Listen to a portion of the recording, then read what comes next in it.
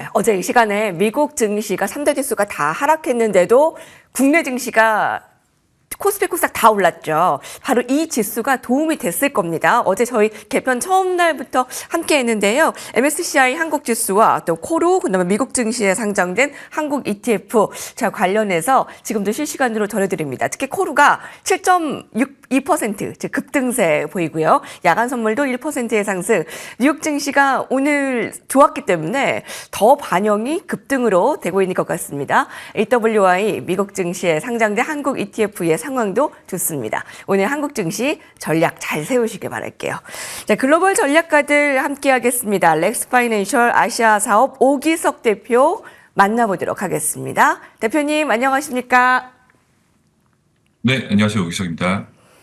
첫 의회 연설, 자, 100분간의 연설에 역시 이제 관세 이슈를 빼놓을 수가 없었을 텐데, 다행히 이제 또 한 달간 자동차, 멕시코, 캐나다의 관세 유예 소식이 미증시가 좀 급등한 모습이 있었습니다. 다만 그 베이지북에서는 관세 정책이 역시 뭐 가격 인상이나 경기 위축을 가져올 수 있다라고 좀 우려감을 자아냈는데요. 자, 우리는 이제 여기서 어느 쪽에 좀 중점을 두면 되겠습니까?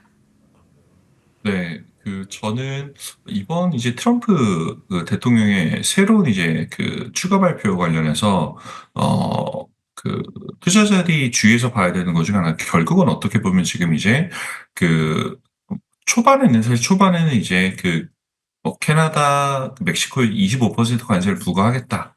다만 이제 새로 발표된, 그러니까 오늘 지난밤에 발표된 새 내용에서는 미국, 멕시코, 캐나다 협정, USMCA 협정에서로 들어오는 차에 대해서는 이제 한 달간, 그러니까 4월 2일까지 관세를 면제를 하겠다라는 이제 발표가 있었는데, 결국 이건 보면 지금 포드라든지 GM이라든지 아니면 뭐 스텔란티스 같은 주요 자동차 제조사들의 요청이 어느 정도 로비가 있었다라고 이제 판단할 수 있는 것 같거든요. 지금 트럼프가 이번에 이들과 대화를 한 후에 결정을 내렸다는 점에서 산업계 압력에 대해서는 이제 국내 산업계, 그러니까 미국 국내 산업계 압력에 대해서는 트럼프 대통령이 반영하고 있다라는 이제 건이 지금 여러 이제 투자은행에서 얘기들이 나오긴 하지만 이번 관세가 장기로 갈 것이냐 아니면 단기적인 관세로 가면서 마무리가 될 것이냐 이 측면에서 봤을 때 단기적인 관세 이벤트가 될 가능성이 있다라는 것 역시도 충분히 고려해야 된다라는 얘기를 좀 드리고 싶어요.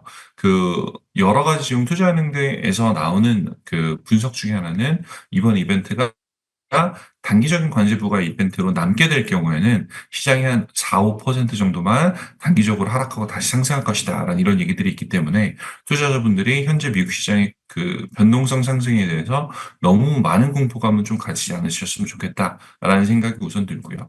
두 번째는 사실 이번에 좀 전에 말씀해 주셨던 베이지북도 있고 사실 이번에 ADP 민간 고용 보고서 발표된 것들도 있는데 보면 베이지북 같은 경우는 많이 나왔던 단어가 관세라든지 불확실성이라든지 이런 단어들이 굉장히 많이 언급이 됐어요. 거의 50차례 가까이 언급이 되면서 이번 이제 경제 활동이 둔화되고 있고 특히 이제 무역 불확실성이라든지 아니면 관세로 인한 기업들의 우려가 커지고 있다라는 이런 내용들이 베이지북에서도 지금 연준이 하나씩 이제 짚어 넘어가고 있는데 특히 이제 뭐 제조업이라든지 아니면 소매업 분야에서 이제 공급망 혼란이 나타나고 있다라는 것들을 지금 연준에서 있는 그대로 지금 얘기를 하고 있고요.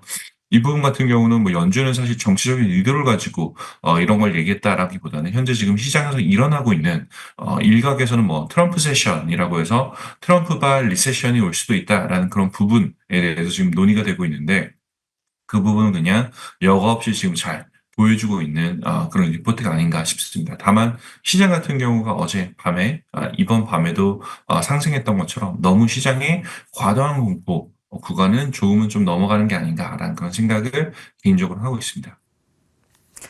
네, 간밤에 공개된 연준의 베이지북에서는 49번의 관세 단어가 나왔고 47번의 불확실성이라는 단어가 나왔습니다. 그에 따라 오늘 뉴욕 증시도 좀 긴장감이 커지지 않을까 하는 우려감이 있었지만 이 극적으로 자동차 한 달 유예, 관세 유예 소식이 속보로 전해지면서 뉴욕 증시가 오늘 전략 후강을 보였습니다.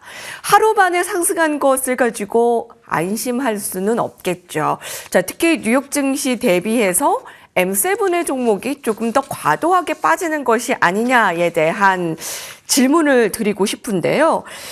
네. 예컨대 테슬라는 고점 대비 40%나 빠졌고요. 또 ETF, M7 ETF는 200일선이 좀 이탈되었기 때문에 이 부분에 뭐 우려감은 어떻게 볼 수 있을까요? 네, 이 부분 같은 경우는 지금 이제 단기적 하락하고 좀 장기적 전망을 좀 분리해서 볼 필요가 있다라는 생각을 좀 하고 있고요. 우선은 뭐 저는 개인적으로 이제 저가 매수의 기회로 보아야 한다라고 저는 생각하는 추인데, 사실 말씀 주셨던 것처럼 좀 반응 자체가 좀 과도하게 이제 과매도가 나타나는 그런 경향들이 있는 것 같아요. 지금 보면 예를 들어서 지금 뭐 관세 충격으로 주가가 많이 하락을 했지만, 뭐 트럼프 대통령이 정책의 협상 도구로 사용하겠다, 단기적으로 마무리될 수도 있겠다라는 이런 것들을 생각을 해보면, 그 현재 하락폭이 이제 좀 공포감이 과도한 게 아닌가라는 생각이 들고 있고, 뭐 피어 앤 그리드 지수도 그렇고 미국의 전미 개인 투자자 협회 AAII 같은 그런 이제 전미 투자 협회에서 나온 데이터를 보더라도 지금 시장이 굉장히 많이 위축된 그런 모습 보일 수가 있거든요. 다만 이 부분 같은 경우는 그만큼 위축될수록 어떻게 보면 지금 비이성적으로 좀 많이 하락했다라고 평가할 수도 있을 것 같고요. 골드만삭스에도 사실 이번에 나왔던 그 코멘트 중에 하나가 단기 관세 시행이 되고, 그러니까 장기적으로는 이제 관세가 뭐 어느 정도 정상화되거나 아니면 과거 수준으로 한다라고 본다면 S&P 하락이 한 5% 정도에서 마무리될 수도 있겠다라는 이런 얘기들을 지금 하고 있는 상태예요. 그래서 빅테크의 회복 전망 가능성도 있다라고 볼 수도 있고요. 또 M7 같은 경우 사실 뭐 모든 종목이 다 그런 건 아니지만, 뭐 애플이라든지 뭐 이런 종목들, 엔비디아 같은 경우는 상대적으로 공급망이 좀 전 세계로 촘촘히 퍼져 있는 상태예요. 특히 이제 중국에서 생산이 일어나는 경우들도 많이 있기 때문에 조금은 이제 타격을 받을 수밖에 없는 그런 상태이지만, 뭐 마이크로소프트라든지 아니면 메타라든지 이런 쪽 클라우드 기반으로 뭔가 그 서비스를 주로 제공하는 그런 업체들의 경우는 상대적으로 관세의 영향에서 자유로운 편입니다. 그래서 M7 안에서도 선별적으로 보더라도 그 관세 영향을 적게 받을 수 있는 종목들이 굉장히 많다라는 얘기를 드리고 싶고요. 또 마지막으로 사실 이제 드리고 싶은 얘기는 트럼프 1기 때, 그러니까 2018, 19년 같은 경우도 당시 관세 전쟁이 시작이 되면서 이제 그 초기에는 사실 많이 이제 하락을 했지만 S&P 같은 경우는 연간 상승 폭을 이제 충분히 그 우수한 수준을 기록을 했다라는 측면으로 봤을 때, 미국의 경기 침체가 본격적으로 발생하는 트럼프 세션이 오지 않는다라고 가정을 하면 지금 이제 주가 하락은 어떻게 보면 좋은 기업들을 좀 저렴하게 살 수 있는 그런 투자 기회가 아닐까라는 생각을 해보고 있습니다. JP모건에서 이제 관세로 인한 하락은 매수의 기회다라는 분석이 간밤에 나왔는데, 오기석 본부장님도 좀 의견을 동일시하시는 것 같습니다. 이번에 변동성을 이용해서 저가 매수로 좀 담아보는 전략을 좀 주시는데, 특히 매그니피센트 세븐 종목에 대해서는 선별적으로, 그러니까 관세에 조금 더 피해갈 수 있는 메타라던가 이런 종목을 좀 더 유효하게 보시는 거네요. 자, 그럼 조금 더 매그니피센트에서 넓게 봐서 반도체와 이제 기술주 전반적으로는 어떻습니까?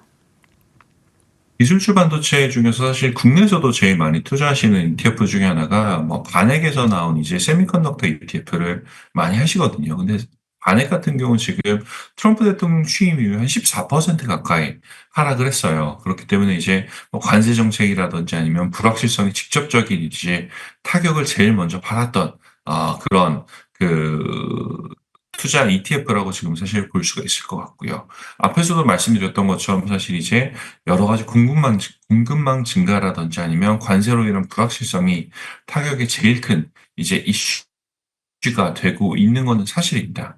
다만 지금 200일 이평선 같은 경우가 뭐 일부 사실 무너진 것도 있고, 다만 지수 전체로만 본다면 아직 200일 이평선은 지지를 받고 있는 그런 상태예요. S&P 500도 그렇고, 그리고 나스닥, QQQ 같은 경우도 200일 이평선에서 지금 지지를 보이고 있는 상태이기 때문에, 최근 들어서 뭐 저희 회사 같은 경우는 뭐 레버리지 인버스 ETF들이 좀 많이 있고, 나머지 것도 있지만, 저 회사로만 놓고 본다면 지금 시장이 빠지는 구간마다 사실 자금들이 계속 유입이 되고 있어요. 그래서 지금 연초 대비 봤을 때 거의 한 20% 이상 추가 자금이 지금 유입이 되면서 저가 매수세가 지금 나타나고 있다라는 얘기를 좀 드리고 싶고요. 전반적으로 이제 투심 자체는 아직은 좋지는 않지만 공격적인 투자를 하시는 그런 투자자분들 같은 경우는 현 상황을 투자 기회로 노리고 있는 것도 지금 분명히 확인할 수가 있는 것 같습니다. 그래서 반도체 같은 경우도 조금은 더 지켜는 봐야겠지만 어쨌든 현재는 충분히 밸류에이션적인 측면으로 보더라도 매력적인 수준까지는 내려온 게 아닌가라는 생각해 볼 수 있을 것 같습니다. 여러분, 부진한 증시 상황 속에서도 ETF로의 자금은 계속 들어오고 있습니다. 특히 요새 커버드 콜 ETF요.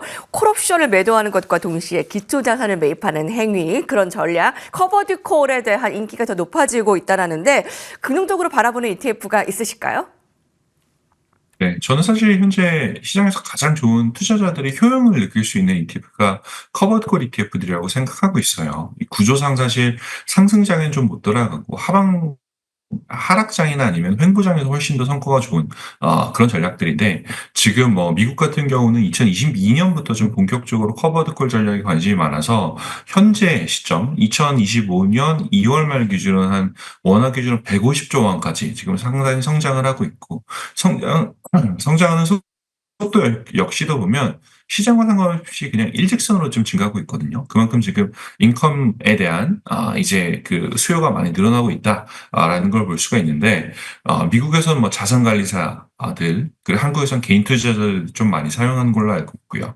올 상반기 동안은 확실히 관심을 가져볼 필요가 있지 않나라는 생각이 드는데 현재 이제 주요 트렌드는 한 세 가지 정도 되는 것 같아요. 안정성이 제일 높은 쪽은 뭐 지수 기반으로 커버드콜을 이제 하는 전략들 뭐 제피라든지 제큐 같은 그런 것들이 분배율 10% 내외로 이제 나오는 것들이 있고요. 두 번째 트렌드 같은 경우는 테마 바스켓 기반 뭐 빵 종목이라든지 AR 종목이라든지 이런 종목 기반으로 나오는 뭐 FEPI, AIPI 같은 것들은 지금 분배율이 한 20에서 40% 가까이 지금 나오는 상품들이 많이 미국에 상장이 되어 있고요.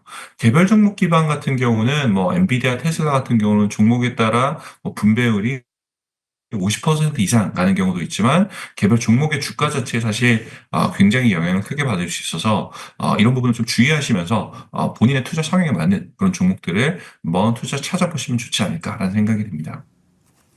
네, 이제 커버드 콜 ETF는 계속 오기석 법인장님이 계속 주요하게 주는 전략인데 아마 좋은 수익 얻고 계실 것 같습니다. 도움 되셨으면 좋겠습니다. 렉스파이낸셜 오기석 아시아 사업 대표께서 함께 오셨습니다. 감사합니다.